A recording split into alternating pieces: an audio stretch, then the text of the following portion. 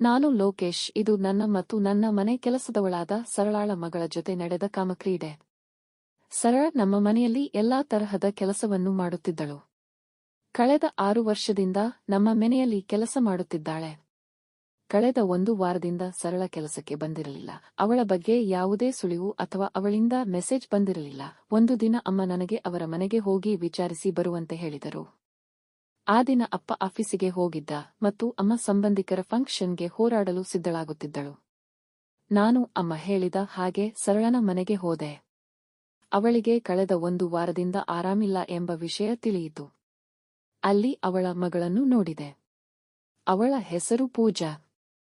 ಅವಳು ಚೂಡಿದಾರ್ ಹಾಕಿದ್ದಳು. ನೋಡಲು ಸಾಮಾನ್ಯ ಎತ್ತರ, ಬಿಳಿ ಬಣ್ಣ, ಗುಂಡು ಮೂಕ್, ಸ್ವಲ್ಪ ಸಣ್ಣನೆಯ ಮೈ. ಸರಳ ಅವಳಿಗೆ ಆರಾಮಾಗುವ ತನಕ ಅವಳ ಮಗಳು ಕೆಲಸಕ್ಕೆ ಬರುತ್ತಾಳೆ ಎಂದು ಹೇಳಿದಳು. ನಾನು ಸರಿ ಎಂದು ತಲೆ ಆಡಿಸಿದೆ.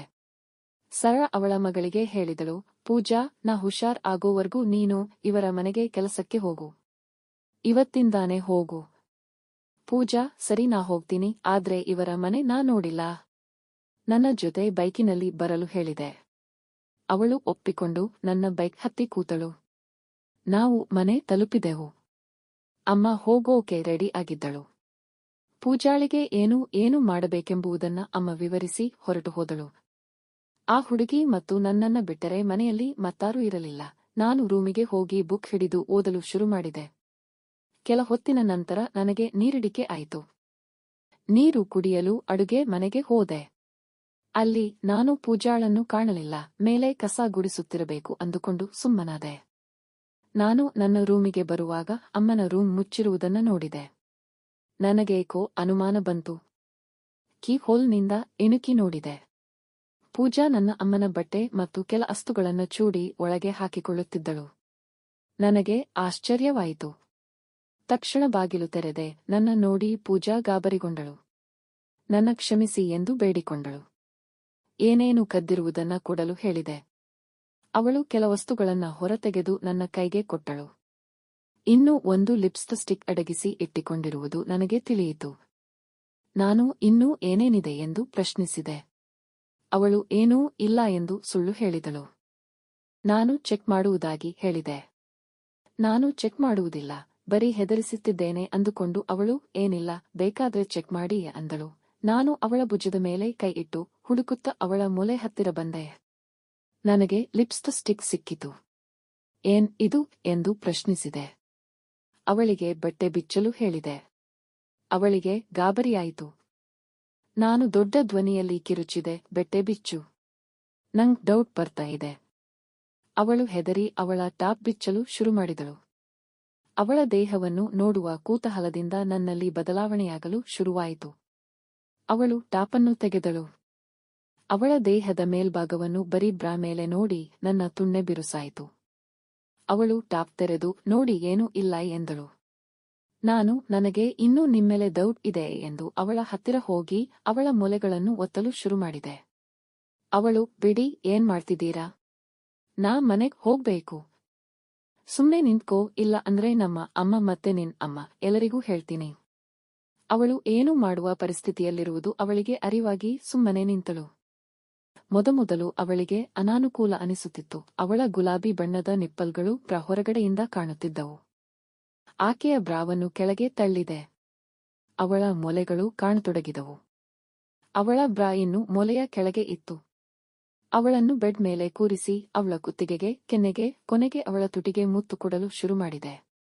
ಅವಳ ತುಟಿಯನ್ನು ನನ್ನ ಬಾಯಿಯಲ್ಲಿ ತೆಗೆದುಕೊಂಡು ಚೀಪಲು ಶುರು ಮಾಡಿದೆ. ಅವಳು ಚೆನ್ನಾಗಿ ಪ್ರತಿಕ್ರಿಯಿಸಿದಳು. ಅವಳ ಬಾಯಿಯನ್ನು ತೆರೆದು ನನ್ನ ನಾಲಿಗೆಯನ್ನು ಆಕೆಯ ಬಾಯಿಯಲ್ಲಿ ತೆಗೆದುಕೊಂಡಳು. ಅವಳು ನನ್ನ ಕ್ರಿಯೆಯನ್ನು ಇಷ್ಟಪಡಲು ಶುರು ಮಾಡಿದಳು. ನನ್ನ ಒಂದು ಕೈಯಿಂದ ಅವಳ ಮೊಲೆಯನ್ನು ಹಿಚುಕುತ್ತಾ, ಇನ್ನೊಂದು ಕೈಯಲ್ಲಿ ಅವಳ ತೊಡೆಯ ಒಳಭಾಗವನ್ನು ಸವರುತ್ತಾ ತುಲ್ಲಿನ ಮೇಲಿಟ್ಟು ಉಜ್ಜಲು ಶುರು ಮಾಡಿದೆ. ಅವಳು, ಓಹ್, ಆ, ಬಿಡಿ ನನ್ನ.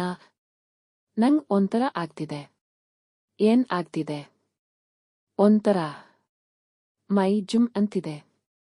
ಚೆನ್ನಾಗಿದೆ ಅನ್ನಿಸ್ತಿದೆ. ಅವಳ ಮಾತನ್ನು ಕೇಳಿ ನಾನು ಹುಚ್ಚಾನಾದೆ.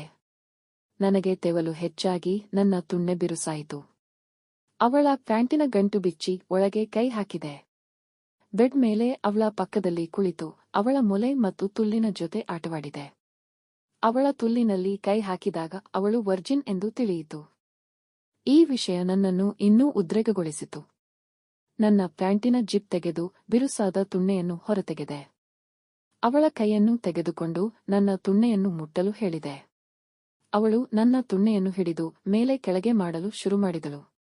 ಅವಳನ್ನು ಬೆಡ್ ಮೇಲೆ ಮಲಗಿಸಿ ಅವಳ ಪ್ಯಾಂಟನ್ನು ತೆಗೆದೆ. ಈಗ ಅವಳು ಪೂರ್ತಿಯಾಗಿ ಬೆತ್ತಲಾಗಿದ್ದಳು. ಅವಳ ಕಣ್ಣುಗಳನ್ನು ಮುಚ್ಚಿದ್ದಳು. ನಾನು ಬಟ್ಟೆ ಬಿಚ್ಚಿ ನನ್ನ ಕೆಲಸ ಮಾಡಲು ಮುಂದಾದೆ. ಅವಳ ಕಾಲುಗಳನ್ನ ಅಗಲು ಮಾಡಿದೆ. ಅಲ್ಲಿ ಸ್ವರ್ಗ ಕಾಣಿಸಿತು. ಸ್ವರ್ಗ ತೊಡೆಗಳ ಮಧ್ಯೆ ಇದೆ, ಹೇವನ್ ಲೇಸ್ ಬಿಟ್ವೀನ್ ಥೈಸ್ ಎಂಬ ಶೇಕ್ಸ್ಪಿಯರ್ನ ಮಾತು ಸತ್ಯವೆನಿಸಿತು. ನನ್ನ ತುಣ್ಣೆಯ ತುದಿಯಿಂದ ಸ್ವಲ್ಪ ಸ್ವಲ್ಪ ವೀರ್ಯಾಣು ಹೊರಬರುತ್ತಿತ್ತು. ತುಣ್ಣೆಯನ್ನು ಹಿಚುಕಿ ಸ್ವಲ್ಪ ವೀರ್ಯಾಣುವನ್ನು ತೆಗೆದು ಅವಳ ತುಲ್ಲಿಗೆ ಸವರಿದೆ. ಕೇಯಲು ಸುಲಭವಾಗಲೆಂದು ಅವಳ ತುಲ್ಲನ್ನು ಮೊದಲು 2 ಬೆರಳಿನಿಂದ ಕೇದೆ. ಅವಳದ್ದು ತುಂಬಾ ಟೈಟ್ ಇದೆ ಅನಿಸಿತು. ಅವಳು ಉದ್ರೇಕದ ಶಬ್ದ ಮಾಡುತ್ತಿದ್ದಳು. ಓ ಆ ಆಯ ಅಮ್ಮ, ತುಂಬಾ ಮಜಾ ಬರ್ತಿದೆ. ಇನ್ನೂ ಒಳಗೆ ಹಾಕಿ. ಸ್ವಲ್ಪ ಜೋರಾಗಿ ಮಾಡಿ, ಇನ್ನೂ ಜೋರಾಗಿ. ನನ್ನ ಬೇರಿಳಿನ ಕೆದ್ದಾಟದಿಂದ ಅವಳ ತುಲ್ಲು ಇನ್ನೂ ಒದ್ದೆಯಾಯಿತು. ಇದು ಸರಿಯಾದ ಸಮಯ ಅಂದುಕೊಂಡು ಅವಳ ಕಾಲುಗಳ ಮಧ್ಯ ಬಂದು ಕಾಲುಗಳನ್ನ ಎತ್ತಿ ನನ್ನ ತುಣ್ಣೆಯನ್ನು ಅವಳ ತುಲ್ಲಿನ ಮೇಲಿಟ್ಟು ಮೆಲ್ಲಗೆ ತಳ್ಳಿದೆ. ಬರೀ ತಲೆಭಾಗ ಮಾತ್ರ ಒಳಗೆ ಹೋಯಿತು. ಸ್ವಲ್ಪ ಹೊರತೆಗೆದು ಇನ್ನೊಂದು ಸರತಿ ಜೋರಾಗಿ ತಳ್ಳಿದೆ. ಅವಳು ನೋವಿನಿಂದ ಅಮ್ಮ, ಸತ್ತೇ, ತುಂಬಾ ನೋಯ್ತಿದೆ, ತೆಗೀರಿ ಹೊರಗೆ ಅಂದಳು. ನನ್ನ ಅರ್ಧ ತುಣ್ಣೆ ಒಳಗೆ ಹೋಗಿತ್ತು. ಅವಳ ಕಣ್ಣಲ್ಲಿ ನೀರು ತುಂಬಿತ್ತು. ತುಲ್ಲಿನಿಂದ ಸ್ವಲ್ಪ ರಕ್ತ ಬಂತು. ಅವಳ ನೋವನ್ನು ಕಡಿಮಾಡಲು ಮತ್ತು ಅವಳು ನೋವನ್ನು ಮೆರೆಯಲು ಅವಳ ಹಣೆಗೆ ಒಂದು ಮುತ್ತು ಕೊಟ್ಟೆ. ಅವಳ ತುಟಿಯನ್ನು ಚೀಪಲು ಶುರುಮಾಡಿದೆ. ಚೀಪುತ್ತಲೇ ನನ್ನ ಎಲ್ಲ ಶಕ್ತಿಯನ್ನು ಹಾಕಿ ಜೋರಾಗಿ ತಳ್ಳಿದೆ. ಅವಳು ನನ್ನನ್ನ ಗಟ್ಟಿಯಾಗಿ ಹಿಡಿದುಕೊಂಡಳು. ನಾನು ನಿಧಾನವಾಗಿ ಹಿಂದೆ ಮುಂದೆ ಮಾಡಲು ಶುರುಮಾಡಿದೆ. ಅವಳಿಗೂ ನೋವು ಕಡಿಮೆಯಾಗಿ ಇಷ್ಟಪಟ್ಟಳು. ಅಳುವುದನ್ನ ನಿಲ್ಲಿಸಿದಳು. ಅವಳ ಮೊಲೆಗಳನ್ನ ಹಿಚುಕುತ್ತಾ ಅವುಗಳ ಜೊತೆ ಆಟವಾಡುತ್ತಿದ್ದೆ. ಕ್ರಮೇಣ ನನ್ನ ವೇಗವನ್ನು ಹೆಚ್ಚಿಸಿದೆ. ಅವಳು ಸಹಕರಿಸಲು ಆರಂಭಿಸಿದಳು. ಅವಳನ್ನು ಕೇಯುತ್ತಾ ಮುತ್ತು ಕೊಡುತ್ತಾ ಚೀಪುತ್ತ ಮುಂದುವರೆದೆ. ನನ್ನ ವೇಗವನ್ನು ಸ್ವಲ್ಪ ನಿಧಾನಿಸಿದೆ. ಅವಳು ಬೇಡಲು ಶುರುಮಾಡಿದಳು. ಹೇಯಾ, ಇನ್ನೂ ಒಳ್ಗೆ, ಸ್ವಲ್ಪ ಜೋರಾಗಿ, ತುಂಬಾ ಮಜಾ ಬರ್ತಿದೆ. ಅವಳ ಸೊಂಟವನ್ನು ಎತ್ತಲು ಆರಂಭಿಸಿದಳು. ನನಗೆ ಸ್ವರ್ಗದಲ್ಲಿದ್ದ ಹಾಗೆ ಅನಿಸುತ್ತಿತ್ತು. ಅವಳು ಜೋರಾಗಿ ಉಸಿರಾಡುತ್ತಿದ್ದಳು. ನಾನು ನನ್ನ ವೇಗವನ್ನು ಹೆಚ್ಚಿಸಿದೆ. 7-8 ಹೊಡೆತದಲ್ಲಿ ಅವಳ ತುಲ್ಲನ್ನು ನನ್ನ ವೀರ್ಯಾಣುವಿನಿಂದ ತುಂಬಿದೆ. ಅವಳು ಸೋತು ಬಿದ್ದಳು. ನಾವಿಬ್ಬರೂ ಸ್ವಲ್ಪ ಹೊತ್ತು ಅಲ್ಲೇ ಮಲಗಿಕೊಂಡೆವು. ನಂತರ ಎದ್ದು ಬಟ್ಟೆ ಹಾಕಿಕೊಂಡೆವು. ಇದು ಕೊನೆಯ ಸಲ ಅಲ್ಲ ಎಂದು ನನಗೆ ಗೊತ್ತು. ನೋಡೋಣ ಮತ್ತೆ ಯಾವಾಗ ಅವಕಾಶ ಸಿಗುತ್ತೋ ಎಂದು ಕಾಯುತ್ತಾ ಇದ್ದೆ. ಸ್ಟೋರಿ ಇಷ್ಟ ಆದರೆ ಲೈಕ್ ಅಂಡ್ ಸಬ್ಸ್ಕ್ರೈಬ್ ಮಾಡಿ.